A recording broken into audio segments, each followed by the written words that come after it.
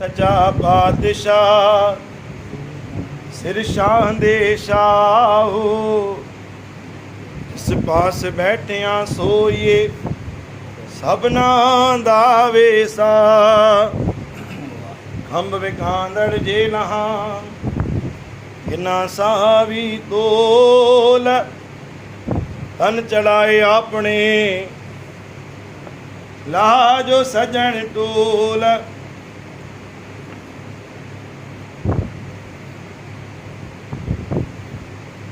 राग गुलावल महला पंजवा।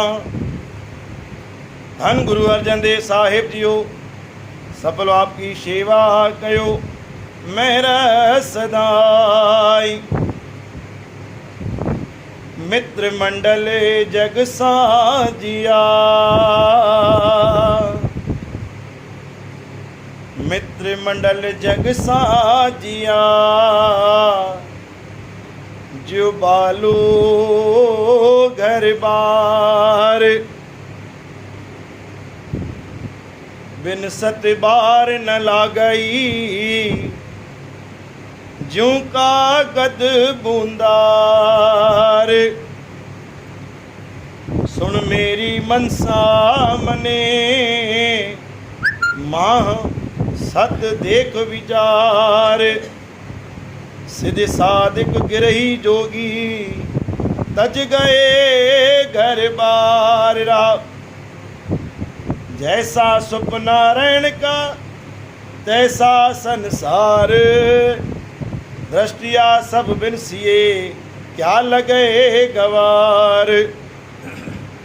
सतनाम श्री वाहे गुरु साहिब जियो, सतनाम श्री वाहे गुरु। दृष्टमान सब बिनसिया क्या लगे गवार। वाणी परम पिता परमात्मा धन गुरु अर्जन देव साहिब, श्री धन गुरु अर्जन देव महाराजन पंहिंजे मुखार बिंद मां पंहिंजी अमृत भई वाणी मां पहिरीं समझाइश तैयार ॾिनी आहे। मित्र मंडल जग साजिया, जे बालू घर बार।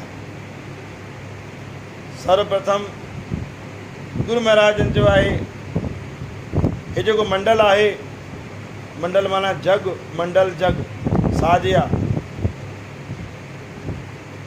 इहो जग में अचण असांजो पोइ थींदो आहे, मित्र पहिरों थींदो आहे। मित्र माना मरण असांजो पहिरों लिखिजी वेंदो आहे। मंडल साजिया जंहिं महिल असांखे लॻंदो आहे कि असांजे जनम खां पोइ मृत्यु लिखी वई आहे, न, इंसान जे जनम जे कुझु पल कुझु समय खां पहिरों ई हुनजो मरण लिखिजी वेंदो आहे कि तुंहिंजी हिन जॻह ते, हिन समय ते, हिन स्पॉट ते, या हिन धर्म स्थल ते, या हिन घर में, या हिन जॻह ते तुंहिंजी मृत्यु थींदी। पोइ ई तूं जग में ईंदो आहीं। मंडल जग साजिया, हे जेको तूं सजल जग ॾिसींदो या सजल पंहिंजो घर थो ॾिसी। गुरु महाराजन जो आहे ॿुधण में ॾाढो सरल थी वेंदो आहे कि छॾे सभु कुझु वञिणो आहे, रखी त ई वेंदासीं, केतिरो बि सजाए वठूं पंहिंजे पाण खे, चाहे पंहिंजे परिवार खे। दातार जो आहे जेसि ताणी गुरु महाराजन पंहिंजी ज़िंदगी ॾिनी आहे त दातार खे इहा ई अरदास करे कि दातार मूंखे कॾहिं कंहिंजे साम्हूं मोहताजी न ॾेखारजांइ। जीअं हलंदी आई आहे तीअं ई दातार हलंदी हलाइजांइ। मूंखे कंहिं बि बीमारी खां ग्रसित न कजांइ, हमेशह इहा ई अरदास कजे। छो कि बीमारी कष्ट दातार जी अरदास सां कटिजी वेंदो आहे, छो कि हुन में ॾाढो बल आहे। पहिरों प्रथम गुरु महाराजन चयो आहे मित्र पहिरों ई मरण लिखिजी वेंदो आहे इंसान जो, जनम खां पहिरों। जो बालू घर बार। पोइ असां कीअं रांदि कंदा आहियूं, कीअं पंहिंजे ज़िंदगी खे गुज़ारण जी कोशिशि कंदा आहियूं, बिन सत ॿार न लॻे जो कागज़ हूंदा।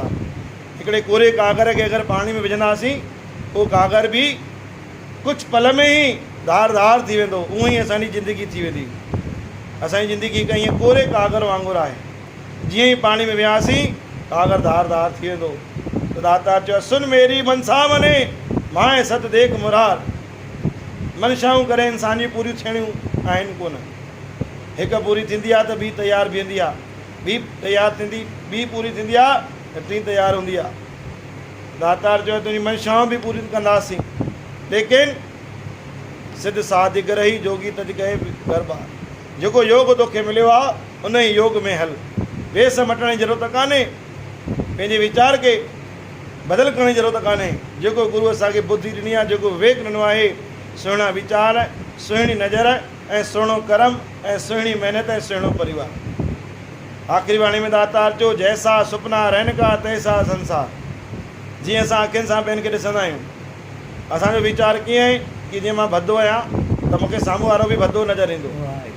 जैसा सुपना रहनि का, जीअं अखियुनि में मुंहिंजे भदो आहे मां साम्हूं वारे खे भदो सम्झंदुमि। दृष्टमान सभु बिनसीए, हे सभु दृष्टिअ जो खेल आहे, जेकी अखियुनि में असांखे सम्झ में ईंदो आहे। अगरि मां सुठो आहियां, मुंहिंजा वीचार सुठा आहिनि त मां सभिनी खे सुठो सम्झंदुमि। अगरि मां ग़लति आहियां, मां चोरी कंदो आहियां, मुंहिंजी नियत बुरी आहे, मुंहिंजे कमनि में खोट आहे, त मां बि साम्हूं वारे कम में खोट सम्झंदुमि। मां अगरि सभिनी जे कमनि में ख़ुशियूं थो ॻोल्हियां त साम्हूं वारे में बि ख़ुशी ॻोल्हंदुमि।